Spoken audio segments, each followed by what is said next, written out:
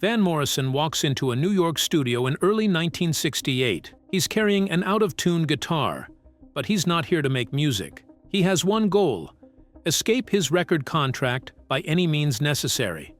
What he records next becomes a music industry legend. 31 songs of pure nonsense. Songs about blowing your nose. Tracks with titles like Want a Danish and Ringworm. The studio musicians think he's lost his mind. They watch him mumble into the microphone. They hear him whistle random melodies. They see him spend 2 minutes singing about having a ringworm. But Van has a plan. A plan that will set him free from the worst contract in music history. This is how garbage became rebellion. How a desperate artist outsmarted the music industry machine. And how 31 terrible songs led to one of rock's greatest albums. Let's rewind to see how Van got trapped in the first place.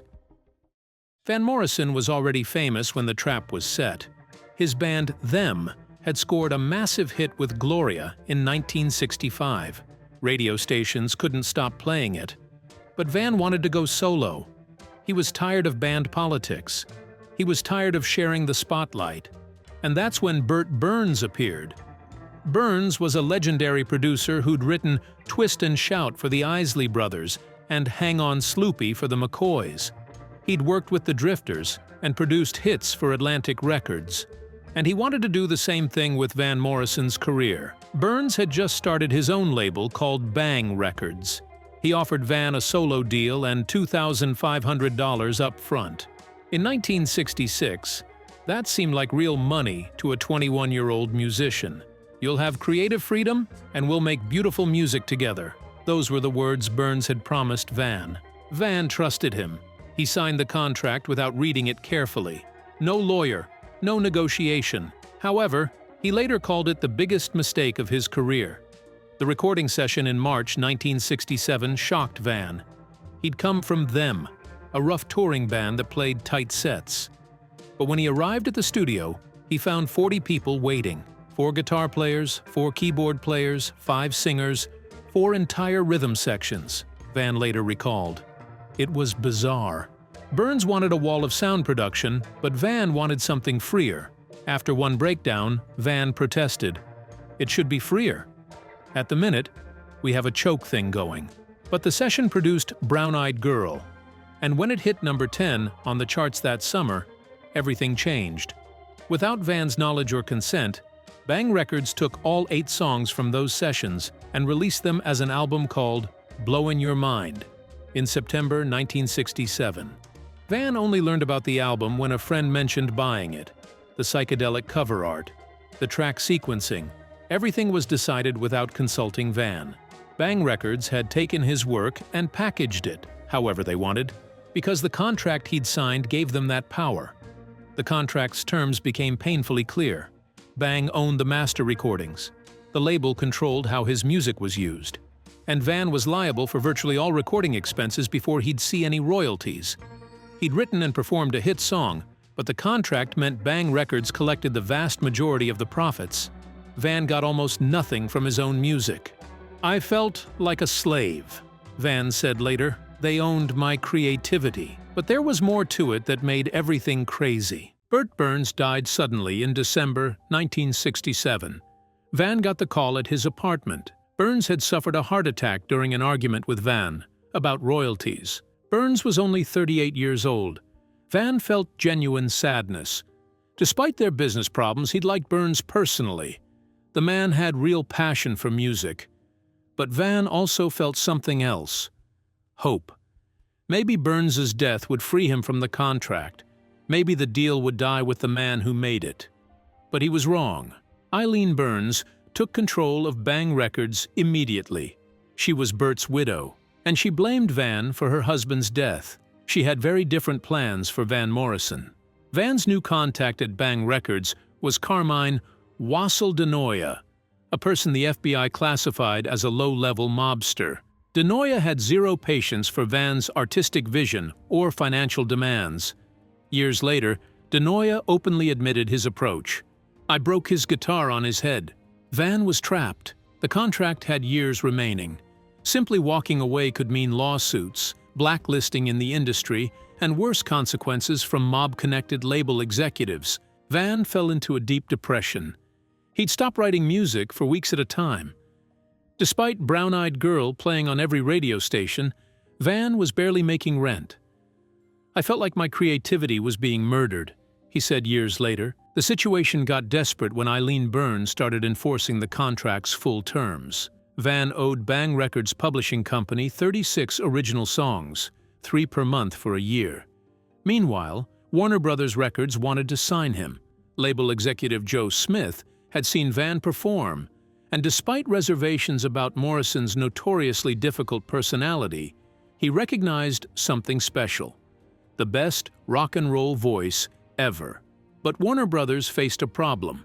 Van was still legally bound to Bang Records. In early 1968, Van fled New York for Cambridge, Massachusetts. He was literally hiding from the mobsters who controlled his contract. He rented a rundown apartment at 602 Green Street and started performing with local musicians, playing mystical songs that would eventually become Astral Weeks. Negotiations continued between Warner Brothers and Bang Records. The deal they reached had 3 conditions. First, Van had to include 2 Bang-era compositions on his first Warner Brothers album. Second, he still owed Bang Records publishing company those 36 original songs. And third, Warner Brothers would pay $20,000 in cash to complete the transaction. That last condition required an unusual delivery method. One evening in 1968, Joe Smith found himself climbing 3 flights of stairs in an abandoned warehouse on 9th Avenue in Manhattan. He carried a sack containing $20,000 in cash. At the top, 4 men waited. 2 tall and thin and 2 built like buildings, Smith later recalled. There was no small talk. "I got the signed contract and got the hell out of there, because I was afraid somebody would whack me in the head and take back the contract, and I'd be out the money." He dropped the sack on the floor and left quickly. Those men weren't in the music business. Van Morrison was now technically free to record for Warner Brothers, but he still owed Bang Records those 36 songs for their publishing company. Van's lawyer finally found the loophole they'd been searching for. The contract specified the number of songs Van had to deliver, but it never mentioned anything about quality. "You have to give them 36 songs," the lawyer explained, "but the contract doesn't say they have to be good songs." Van's eyes lit up for the first time in months. If he delivered terrible songs, Bang Records would have to accept them. The contract gave them no choice, but if the songs were bad enough, they'd be commercially worthless. Van Morrison was about to turn his creativity into a weapon. Sometime in early 1968, likely before the September sessions for Astral Weeks, Van Morrison entered a New York recording studio with a plan. It's not really a musical plan, but a revenge plan. He brought an out-of-tune guitar, and over what appears to have been a single afternoon session, he recorded 31 songs designed to be completely unusable and nonsense. "What are we recording today?" the session leader asked. "Songs," Van said with a straight face. "Lots of songs." The recordings were musically simple, mostly basic chord progressions in E or G. The lyrics were improvised, meaningless, sometimes just gibberish. Van sounded both angry and bored, which was exactly the point. The first few tracks set the tone. "Blow in Your Nose" was Van telling listeners to blow their noses for 34 seconds.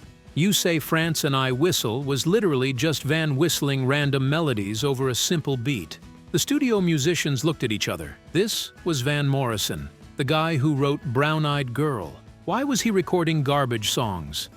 But Van kept going, song after song of pure nonsense. Ringworm was Van singing about how lucky someone was to have a ringworm, because they could have had something worse, for over 2 minutes. "Want a Danish?" was exactly what it sounds like. Van debating whether he wanted to eat a Danish pastry or a sandwich. The musicians started whispering to each other. "Has he lost his mind?" one asked. Van heard them talking. He didn't care. This was exactly what he wanted. The big royalty check was Van's sarcastic attack on the entire contract system. The lyrics made no sense. The melody was deliberately awful. Each song was worse than the last. Van put no effort into the music. He mumbled, he whistled, he talked about random topics. Dum Dum George featured Van making drum sounds with his mouth while insulting someone named George. Dum Dum George, Dum Dum George, he chanted repeatedly. The musicians started laughing. They finally understood what Van was doing. This wasn't music. This was sabotage to finally escape Bang Records. Van smiled for the first time in months. His plan was working perfectly. Freaky if you got this far was Van acknowledging how weird the songs were. It's freaky if you got this far, he repeated. Really freaky. Hang On Groovy was a reference to Burt Burns' hit Hang On Sloopy, except Van's version was deliberately terrible, making no sense whatsoever. The absurdity was intentional. Every song was designed to be unreleasable. No radio station would play this garbage. No music fan would buy it. Van kept his guitar deliberately out of tune throughout the entire session, adding another layer of unprofessionalism. Some tracks had no real lyrics at all, just Van making sounds or humming over chord changes. The session musicians were having fun now. They realized they were part of music history. This was the most creative contract rebellion anyone had ever seen. After a few hours, Van had recorded 31 tracks. Most were under 2 minutes long. Some barely reached 1 minute. All of them were deliberately terrible and nonsense. 31 songs of pure garbage. Van listened to the playback. It was perfect. Perfectly awful. That's a wrap, he told the musicians. Thanks for your help. The session players shook his hand. They knew they'd witnessed something special. Van Morrison had just recorded some of the worst songs in music history. On purpose, he delivered the master tapes to Bang Records. Here were the songs they'd demanded. 31 original Van Morrison compositions, all professionally recorded. The contract never specified that the songs had to be good, just that they had to exist. Van Morrison had delivered exactly what he promised, and he'd done it with a smile. But what came next got even more interesting once they started listening to the tapes. Eileen Burns listened to the tracks. She immediately recognized them as nonsense. She called her lawyers. Can we reject these songs? The answer was no. The contract never specified quality standards. Van had delivered exactly what he promised. 31 original compositions, all professionally recorded. Bang Records was stuck. They couldn't release this material. It would embarrass the label and generate no revenue. But they also couldn't force Van to record new material. Van Morrison was finally free. He officially signed with Warner Brothers and immediately started working on real material, the songs he'd been performing in Cambridge clubs, the mystical, poetic material that had been forming in his mind even as he recorded songs about Ringworm. In September and October 1968, just months after his contractual obligation session, Van entered Century Sound Studios in Manhattan to record Astral Weeks. The contrast couldn't have been more dramatic. For Astral Weeks, Van worked with top jazz musicians including guitarist Jay Berliner, bassist Richard Davis, and drummer Connie Kay. The session took just 2 days. Van gave the musicians minimal instructions. He played the songs on his acoustic guitar and told them to play what they felt. The resulting album became one of rock's most beloved masterpieces, a mystical song cycle that critics still celebrate as one of the greatest albums ever recorded. It sold poorly at first, vanishing from stores almost immediately after its November 1968 release. But over the years it became a word-of-mouth legend, passed from friend to friend through mixtapes. Van followed with Moondance in 1970, which sold over 1 million copies and established him as a major artist. His career flourished through the 1970s with a series of acclaimed albums. The 31-song rebellion had worked perfectly. Van's worst recordings led directly to his greatest masterpiece.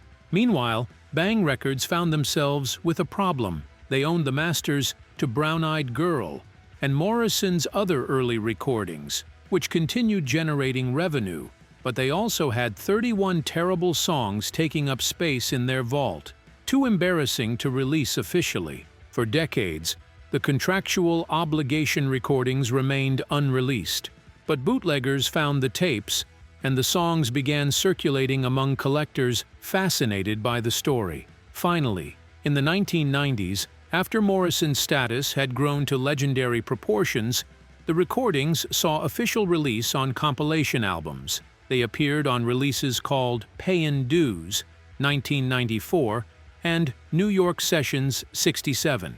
Rock critic Richie Unterberger called the collection the least commercial music ever recorded by a major rock artist and the nastiest spit in the eye of commercial expectations and contractual obligations. In 2017, 50 years after the Bang sessions, Morrison finally authorized an official release of the material through legacy recordings as part of the Authorized Bang collection, a 3-disc set that included Brown-Eyed Girl, other Bang-era recordings, and all 31 contractual obligation songs. Van Morrison's contractual obligation recordings cost him an afternoon of his time in 1968. But they saved him from years of additional bondage to Bang Records and cleared the path for him to create some of rock's most enduring music. The story became a legend in the music industry, a cautionary tale about reading contracts carefully and understanding what you're signing. It also became an inspiration. Morrison had proven that sometimes the best way to fight a bad deal isn't to break it, but to fulfill it in ways the other party never anticipated. Today, Morrison has sold over 76 million records. Brown-Eyed Girl remains one of the most played songs in radio history.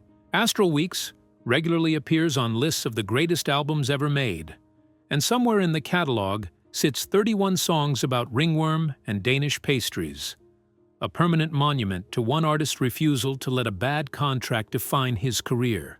The irony is rich. These throwaway songs Bang Records thought were worthless have now generated income for Morrison through authorized releases and streaming. Even his revenge has become part of his legacy. Morrison rarely discusses this period of his life, but his actions spoke clearly. He'd rather record 31 songs of deliberate nonsense than give his best work to a label that didn't respect him. The music industry learned something that day. Never underestimate a desperate artist with a good lawyer and an out-of-tune guitar. Sometimes the cost of liberation is temporary humiliation, and sometimes songs about a ringworm are worth more than any amount of money a bad contract might have generated. The Golden Handcuffs became 31 songs of garbage, and those songs became freedom. So here's the question. If you were in Van Morrison's place, would you have done the same thing? Drop your thoughts below and make sure to follow for more stories.